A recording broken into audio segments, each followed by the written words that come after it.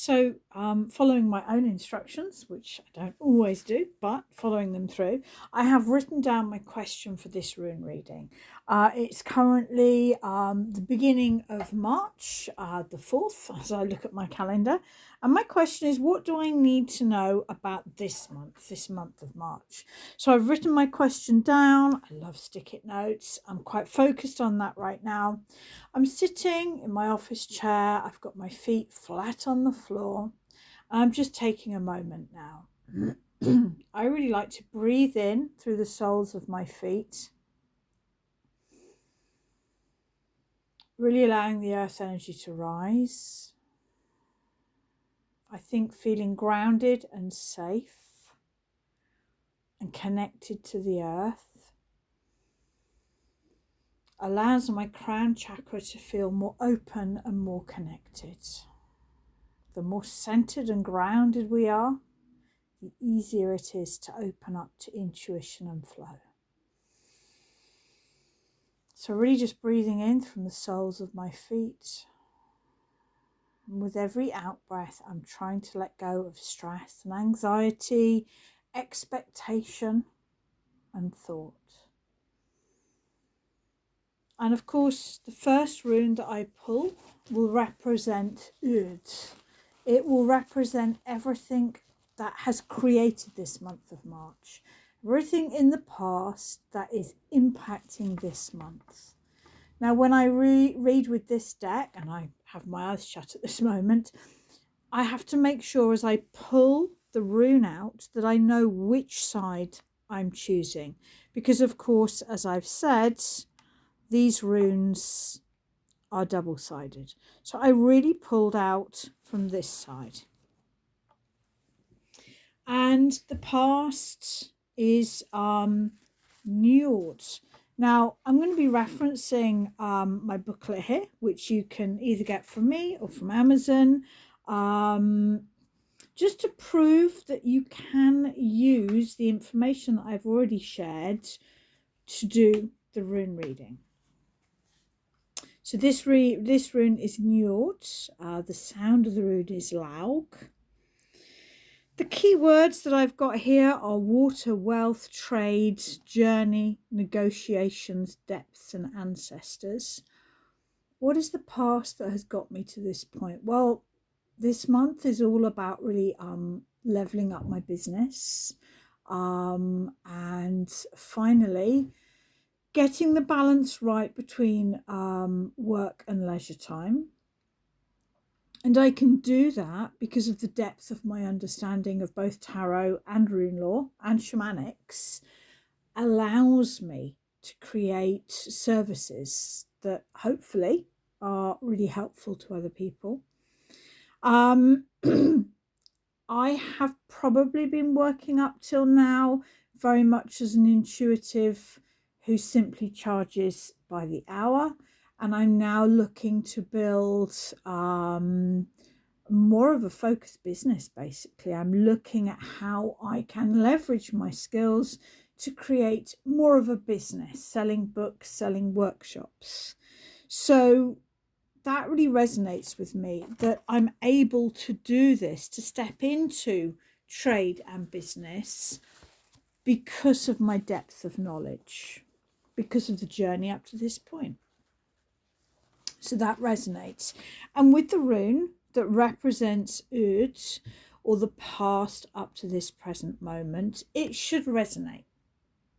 Okay, in fact, the next one needs to resonate as well, because then we can trust that the third rune is accurate because we've already justified or validated the first two. So this rune represents Verdandi. This represents advice and how I will experience and find the month of March. Now, if this is a rune that I'm less keen to see, perhaps Loki. I love Loki, but I've had enough change and transformation for a while. Thank you.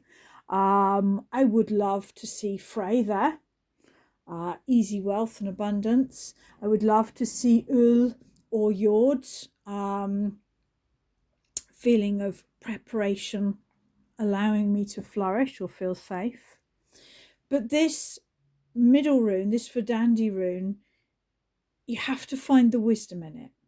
You have to find the point of growth for you. And there we go.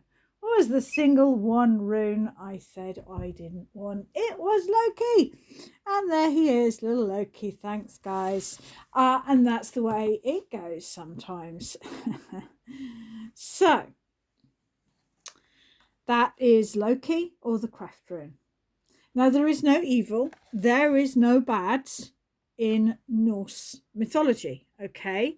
Loki is about unexpected change and chaos.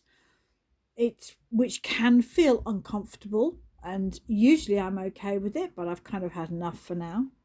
So we've got chaos and transformation, we've got creativity and inspiration, deception, illness, unexpected difficulties, problem solving, gender fluidity, out of control, passion, colour and sexuality.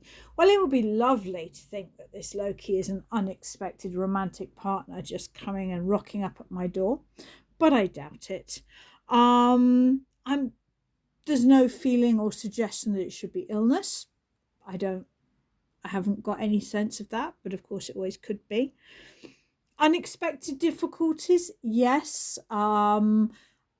With my ex-husband, I have a feeling that things are quite unsettled at the moment, and I do feel there could be a curveball from there. Transformation and problem solving. I've worked the way that I've worked for a long time.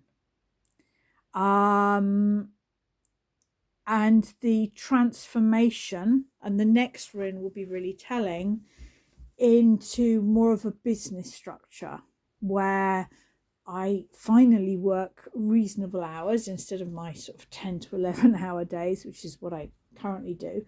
It's going to take some problem solving. And of course, the biggest reason why I work like this is because I'm a workaholic, and I'm going to need quite a personal transformation to step out of that. So I'm hoping that Loki is suggesting that personal transformation rather than chaos and difficulty. But I'm going to say it's the next rune that's really going to define that, because we're looking for the story between the three runes. So in the past, present, future rune, the next rune is called the consequences that I am creating for myself. I think we're really talking now about the end of March, moving into April. Where will I find myself? Now, this is a live rune reading. I've got no idea of what I'm going to get. I've chosen my rune. I've made sure I'm holding it the right way up because they are double-sided. And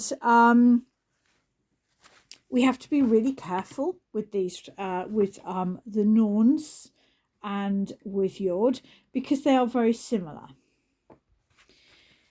If we look at the Norns, it's a rune of more difficulty, and I always like to imagine that like it's a downward turn.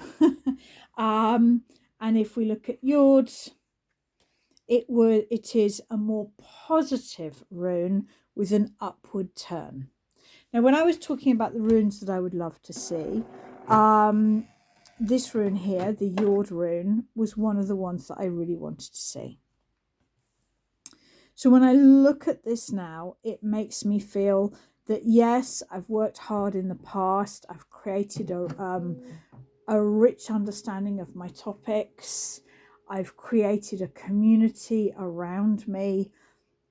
But now it's time to make some changes this month. It's time to make some changes to how I work. It's time to be creative, be transformational, problem solve.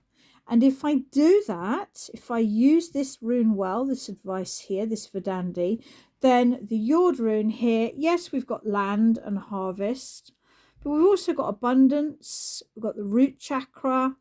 We've got decay and letting things go, nature in all her wildness and beauty, personal responsibility.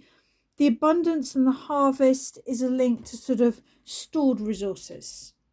things that you've done in the past paying off now. The thing that really catches my attention when I read that is the root chakra, feeling safe. I have been a workaholic because I didn't feel safe. Decay, letting go that the things that don't work. And personal responsibility, that it's me that's allowed me to be a workaholic, and that I need to take control of that, and that is the way to allow the abundance to flow. And so, when you get a rune reading, even when you get a rune you don't particularly want at this point, as I did not want Loki's rune for this month, there is always a point of learning there. There is always a way that you can embrace that rune in an empowering way. And that's the key to rune readings. So I hope that has been helpful. I've really enjoyed doing it. I know I perhaps am more well known for the tarot, but the runes are the foundation to my life. They are how I build my life, basically. They're how I understand the world around me. And it's really nice to be sharing more teaching about the runes.